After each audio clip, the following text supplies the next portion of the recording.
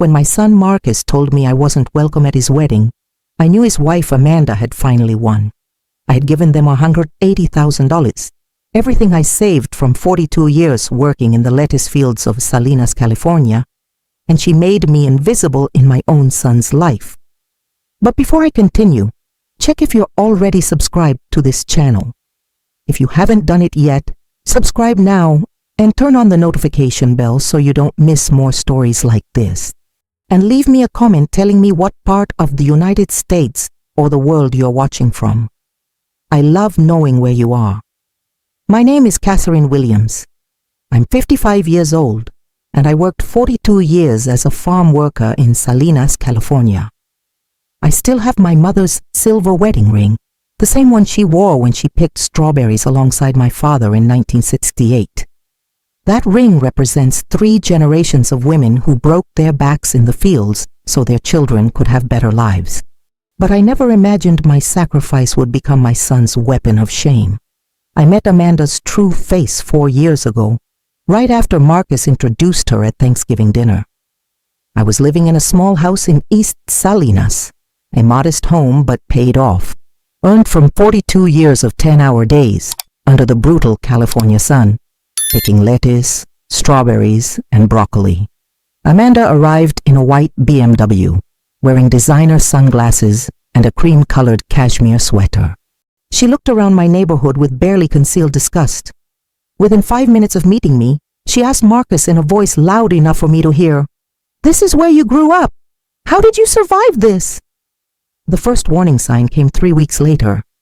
Marcus called and said Amanda wanted to talk about our future as a family. We met at an expensive restaurant in downtown Monterey that Amanda chose.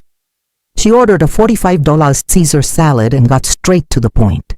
Catherine, Marcus, and I are getting married next year. We're buying a house in Carmel Valley. We need $120,000 for the down payment. As his mother, we thought you'd want to invest in your son's future. I felt my chest tighten. That wasn't a request. It was a demand disguised as an opportunity. But Marcus looked at me with hopeful eyes, the same eyes that used to light up when I came home from the fields with his favorite pan dulce. I said yes. I gave them $120,000, most of my retirement savings that I had built dollar by dollar, overtime shift by overtime shift, for 4 decades. 2 months later, Amanda called again. This time, she needed $35,000 for the wedding. "We want something elegant, Catherine. Something that reflects Marcus's new status as a software engineer. Not something rustic." The way she said rustic made it clear she meant poor. I gave them the money. My savings account went from $180,000 to $25,000 in 6 months. The greatest humiliation came 8 months later, when I received the wedding invitation in the mail. It was a thick cream envelope with gold embossed letters. Inside, on expensive paper that probably cost more than my weekly grocery bill, it said, "Amanda Victoria Harrington and Marcus James Williams request the honor of your presence." At the bottom, in small print, it said, "Black tie required. Carmel by the Sea Country Club." I didn't own anything black tie appropriate. I called Marcus to ask what I should wear. He hesitated, then said, "Mom, Amanda and I have been talking. We think it's best if you don't come to the ceremony. You can come to the small family dinner the next day. The wedding it's a professional event. Amanda's father's business partners will be there, and we need to make the right impression." "What impression is that, Marcus?" I asked, my voice breaking. "Mom, please don't make this harder. You know how Amanda's family is. They're different. We just think it's better this way." I understood perfectly. I was too poor, too brown, too working class for Amanda's white tablecloth world. My hands were too calloused, my Spanish accent too strong, my life too rustic for their country club wedding. I didn't go to the wedding. I sat alone in my small house in East Salinas, looking at my mother's silver ring, crying for the son I had lost. But before I tell you what happened next, I want to ask you something personal. This channel exists because people like you take a second to subscribe and share these stories. If this story is touching your heart, if you know someone who needs to hear it, share it. Sometimes a story can change someone's life. It can give them the strength they need to say, I also deserve respect. After the wedding, the distance grew. Marcus used to call me every Sunday. After he married Amanda, the calls became once a month, then every 2 months, then nothing. When I called him, Amanda would answer and say he was busy, always busy, too busy for his mother who gave him everything. 6 months after the wedding, I needed help. My car broke down and I couldn't afford the $2,800 repair. I had no savings left after giving them $155,000. I called Marcus. Amanda answered. Catherine, Marcus is at a business dinner. Can this wait? I explained about the car, about needing to get to work. She sighed, annoyed. Catherine, you need to understand that Marcus and I have our own financial obligations now. We have a $6,500 monthly mortgage, HOA fees, car payments. We can't be responsible for your financial emergencies. My financial emergencies. I had given them $155,000, and now my $2,800 car repair was too much to ask. 3 weeks later, I learned through a neighbor's daughter who worked at the country club that Amanda was pregnant. My son was going to be a father, and I found out through gossip. I called Marcus. He didn't answer. I called 10 more times over 2 weeks. Finally, he sent me a text. Mom, Amanda thinks it's best if we have some space right now. The pregnancy is stressful and she needs peace. I'll call you when things calm down. 8 months later, my grandson Benjamin was born. I learned about it on Facebook. Amanda had posted 47 photos of the baby, Marcus holding him, Amanda's parents holding him, her sisters, her friends. I wasn't in any of them. I wasn't even mentioned. I drove to their house in Carmel Valley, the house I had paid $120,000 for. The house was stunning, white with blue shutters, a manicured lawn, flowers everywhere. I knocked on the door. Amanda answered, her face immediately hardening. Catherine, we weren't expecting you. I'm here to meet my grandson, I said. Now isn't a good time. Benjamin is sleeping and I'm very protective about germs. Maybe in a few months when he's older. Amanda, please. I'm his grandmother. She looked at me with cold blue eyes and said something I'll never forget. Catherine, let me be clear. Your son has worked very hard to build a life that's different from the one he grew up in. He's a respected software engineer. We live in Carmel Valley. We have a certain lifestyle, certain friends, certain expectations. You represent a past that Marcus has moved beyond. It's nothing personal, but we think it's best if Benjamin grows up in an environment that reflects our values, not yours. She closed the door in my face. I stood there on the doorstep of the house I had paid for, staring at the door, and something inside me broke. But this time, it broke into clarity, not pieces. I realized I had been funding my own erasure. Every dollar I gave them was another brick in the wall Amanda built between me and my son. I drove home to East Salinas and did something I hadn't done in years. I called my brother Roberto in Texas. I told him everything. He was furious. Hermana, you gave them everything and they treat you like trash? No, we're going to fix this. 2 days later, Roberto called me back. He had consulted with a lawyer friend. The $180,000 I gave Marcus and Amanda wasn't a gift. I never signed any gift declaration. It was a loan, and I had the bank records to prove it. Every transfer had a memo line that said for house or for wedding, but never said gift. 1 week later, I hired a lawyer in Salinas. It cost me $4,500, almost the last of my savings. The lawyer sent Marcus and Amanda a letter demanding repayment of the $180,000 loan with 5% interest, totaling $189,000, or we would file a civil lawsuit. Marcus called me for the first time in 14 months. He was screaming, Mom, what are you doing? You're trying to destroy my life. That money was a gift.